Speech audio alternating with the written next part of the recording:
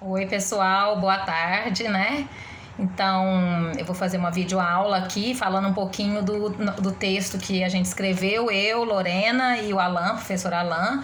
Lorena, como eu falei, fez doutorado, né, na Universidade Federal do Rio Grande do Sul em Ciência Política.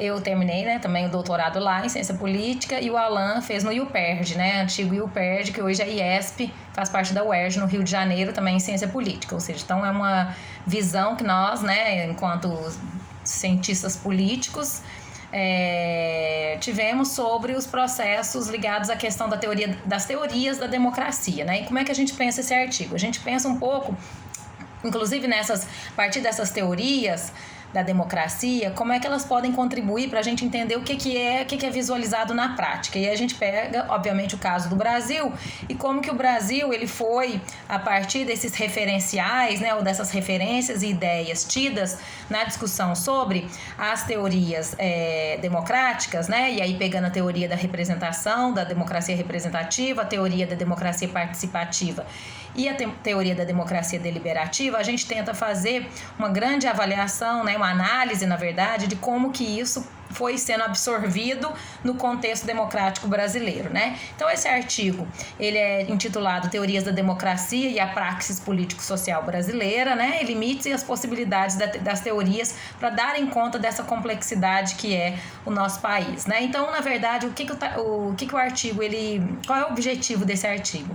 O objetivo justamente é percorrer essas teorias da democracia desde daquelas que a gente já falou no início do curso sobre aquele texto do Boaventura de Souza Santos, né? Desde daquela teoria que vai enfatizar um caráter mais competitivo, eleitoral, baseado numa formalidade, nos procedimentos da democracia, passando por aquelas outras teorias que vão ter mais um enfoque muito mais centralizado no aspecto deliberativo, plebiscitário e participativo, ou seja, de agregar a dimensão da participação, né? Agregar a sociedade civil para debater as questões relacionadas ao Estado. Então, o objetivo principal é esse. E ao final do artigo, a gente tenta mostrar as convergências entre as teorias, as divergências, mas também apontar questões colocadas no próprio processo empírico de construção da nossa teoria, da nossa democracia no Brasil, como que essas teorias elas podem ser repensadas, né?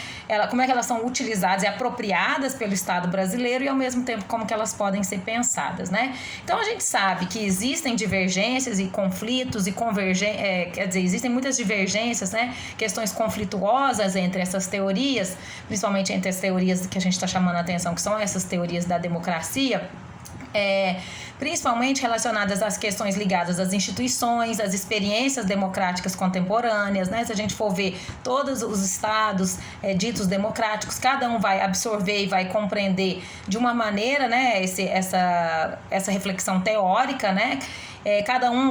Cada país vai responder de uma determinada maneira com relação a essas teorias, mas a gente gostaria de destacar alguns aspectos, né, aos quais as instituições e as experiências democráticas contemporâneas, elas vão responder de alguma forma ou de uma maneira bastante significativa a algumas questões colocadas por essas teorias que a gente está trabalhando. A teoria da democracia representativa, a democracia deliberativa, a democracia participativa, né? Então, isso que a gente vai um pouco buscar mostrar que no mundo prático, vamos dizer assim, na prática, essas teorias elas encontram acolhida no ambiente empírico, mas elas também são, obviamente, elas são agregadas, né? Elas são, vamos dizer assim, elas são colocadas em prática de maneiras diversas entre os vários países do mundo, tá? Então, essas acolhidas, elas vão depender basicamente da maneira como os projetos políticos que estão, né, naquele contexto político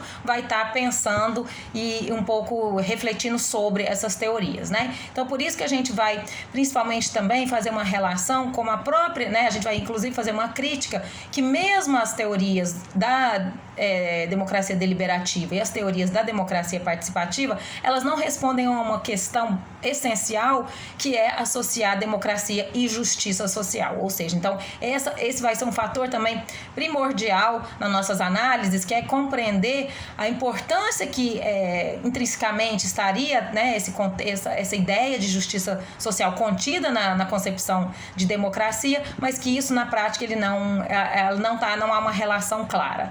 Então a gente vai dividir o trabalho basicamente em três partes, né? Na primeira, a gente argumenta as discussões, né? A gente faz uma grande passada sobre as discussões das teorias da democracia, né? Mostrando os argumentos de cada uma dessas três teorias, da teoria representativa, participativa e deliberativa, e as possibilidades. Aí a gente vai analisar algumas experiências, né, concretas, que vão incorporar uma série de pressupostos associados a esses modelos teóricos, né? A partir de umas literaturas que a gente resgata da ciência política, mostrando os limites também que vão encontrar na prática, né, no mundo prático, os limites dessa democracia, apresentando o caso principalmente da democracia brasileira. E por fim, de uma maneira bem ainda preliminar, né, a gente não avança nessa discussão, a gente só propõe uma discussão, mas a gente tenta mostrar o próprio rendimento democrático dessas nossas inovações institucionais participativas, como os orçamentos participativos, os conselhos implementados no Brasil, principalmente ali ao longo dos anos 90 e 2000, como que eles vão combinar ou não essas formas aí que estão impregnadas nas teorias participativa e deliberativa, principalmente, né, que vão ser essas duas que têm esse maior arcabouço aí da participação como centralidade, tá? Então vão ser basicamente essas questões que nós vamos trabalhar nessa aula de hoje.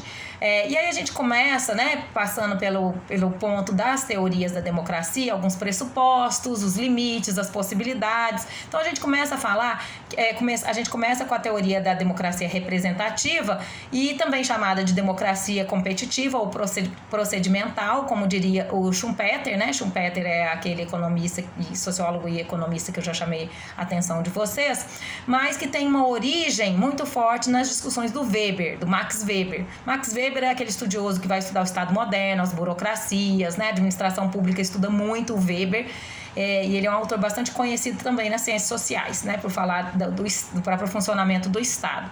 Mas o Weber, né? Ele vai ser o precursor dessa discussão, justamente porque ele vai trabalhar a questão da institucionalização do Estado racional burocrático no contexto do nosso processo de desenvolvimento dos Estados modernos. Então, ele vai chamar atenção para essa criação desse Estado racional burocrático. Então, o Weber ele vai ver a instauração das instituições políticas, né? Principalmente a questão do parlamento, o funcionamento do parlamento, que seria, né, aqueles políticos que seriam eleitos e que teriam controle, um determinado tipo de controle de ação sobre a burocracia estatal. Então, a preocupação do Weber, na verdade, ele vai se dar com relação a essa discussão, né? As formas de conter e controlar a força das camadas burocráticas, que vai ser tarefa do próprio parlamento. Então, segundo Weber, o parlamento ativo, né, ele vai está relacionada à ascensão, né, seletiva de líderes, que segundo Weber seriam líderes genuínos, seriam líderes ou pessoas que seriam votadas, né, candidatos aí que seriam votadas e que assumiriam esse parlamento.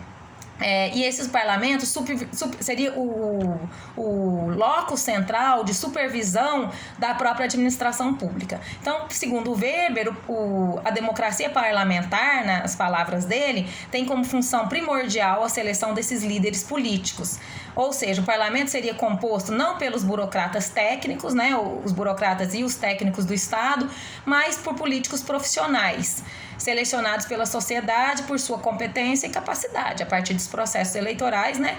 E essa seleção significaria justamente a escolha por parte da sociedade a partir de uma competição eleitoral. Então, a democracia, nesse sentido, ela vai se restringir a esse sistema que organiza a disputa entre as elites políticas.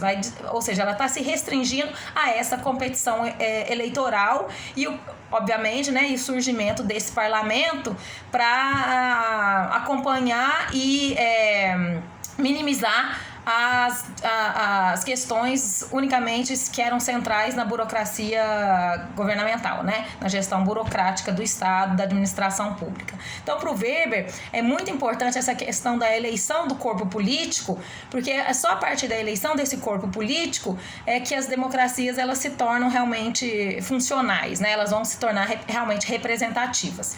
Então, ao mesmo tempo, né, nesse sentido, as burocracias elas vão estar sujeitas a esse controle político do parlamento, desse corpo político, vamos dizer assim, políticos profissionais. Então, nesse sentido, a democracia vai ser um modo de seleção e formação do corpo político, na qual a participação política ela não é o elemento fundamental. Então, percebam que há, né, uma restrição aí para a participação política. Ela vai, na verdade, significar somente o voto naquele momento, né, no processo eleitoral vai significar o voto das pessoas, né? As pessoas vão votar nesse corpo político denominado pelo Weber.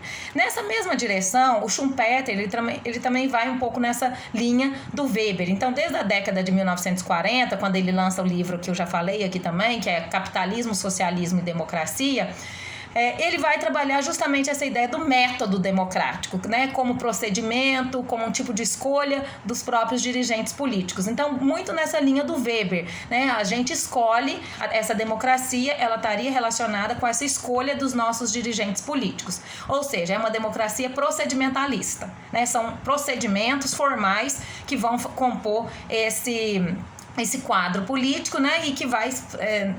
nesse rol aí, dá sentido à própria democracia. Então, a democracia ela seria caracterizada como uma forma procedimental minimalista, né, ou com nenhum valor substantivo. Por isso que o próprio Boaventura chama a atenção para essa questão substancial da democracia, que nem o Weber e nem o Schumpeter vão trazer nas suas discussões sobre processos democráticos, né, sobre as teorias da democracia. Ou seja, então, essa teoria minimalista da democracia, né, ela vai ser caracterizada por esse arranjo para formalizar as decisões coletivas pelo voto popular. Então, seria o voto popular que, né, tomaria corpo ali no formato do parlamento. E nesse processo, a gente pode entender que os cidadãos, ou a sociedade, né, de maneira geral, ela tem um envolvimento político mínimo, porque vai ser só no ato de votar, nos pleitos eleitorais, né? Para poder participar das instituições políticas. Ou a participação se restringe ao momento do voto. Ou ao momento em que também algumas pessoas da sociedade, né, da comunidade, da sociedade, possam participar dos pleitos eleitorais a partir do momento que se filia num partido político. Então, há essa restrição participativa. Você ou participa somente votando nos pleitos eleitorais, ou você também faz parte desse pleito na medida que você se candidata e vai receber os votos desse coletivo, tá? Então, nesse sentido, essa seria uma democracia minimalista, né? Uma democracia procedimental, formal. A própria escolha dos cidadãos ela vai ocorrer a partir daquilo que está sendo colocado, vamos dizer, no mercado, ou seja, políticos disponíveis no mercado que vão criar esse corpo político que vai virar o parlamento, segundo Weber e segundo Schumpeter, né? Então, essa democracia ela limitaria ela teria como ideia também essa própria relação dos mercados competitivos e plurais, né? O mercado político, competitivo, plural, mas um grupo ali seria selecionado. E desconsidera, né, inclusive isso, segundo os críticos dessa democracia representativa, acaba desconsiderando, né, que alguns grupos vão ter monopólios ou capitais, recursos econômicos, né, capital político, capital cultural muito maiores do que outros, né, ou muito mais acumulados do que outros, e portanto há uma disputa desigual ali, tá? Então essa seria uma das questões, né, sobre essa perspectiva formalista, minimalista, procedimental da democracia. Baseado muito fortemente nessa característica eleitoral e representativa, tá? O Robert Dahl, em 97, ele também vai trabalhando dentro um pouco dessa perspectiva, mas ele vai criar um modelo denominado por ele de poliarquia. Essa poliarquia seria o que ele chama de uma democracia, mas que teriam que ter algumas características básicas. primeiro, está ligada à democracia competitiva, obviamente está dentro desse rol dessa discussão sobre democracia competitiva, mas ele explicita alguns pontos fundamentais, né? A poliarquia, ela teria como pressuposto algumas questões. Primeira, o direito a formular preferências, né? A liberdade de formar e aderir às organizações, a liberdade de expressão, o direito ao voto, o direito de líderes políticos disputarem apoios, né, fontes alternativas de informação. Então, para se caracterizar um Estado, né, denominado de poliarquia, a gente teria que ter primeiro esse direito a formular preferências, que seriam essas liberdades aí de aderir à organização, liberdade de expressão, direito ao voto, etc. Uma segunda coisa que ele chama a atenção é a oportunidade de exprimir preferências. Então, além das condições anteriores que a gente estava falando, é preciso ter elegibilidade para os cargos públicos, ter eleições livres e ter eleições que sejam idôneas. E uma terceira coisa seria o que ele chama de preferências consideradas no governo. Tudo aquilo dito anteriormente, né, liberdade de expressão, né, eleição livre, disputa elegível para cargos públicos, etc., mas a existência de instituições que vão garantir que as políticas governamentais dependam dessas eleições e de manifestações de preferências. Então, esses seriam os argumentos do Robert Dahl para poder, dentro dessa discussão da democracia representativa, minimalista e procedimental, ele tenta introduzir o conceito de poliarquia, mas também não avança numa discussão mais relacionada com a participação. E todo esse panorama, a gente acaba vendo que há um aprofundamento, né, e uma crise sobre os limites da democracia representativa. Isso vai ser, a democracia representativa vai ser colocada em xeque por ela supostamente ter sido incapaz de solucionar o processo, quer dizer, o problema da injustiça social, o problema do acesso dos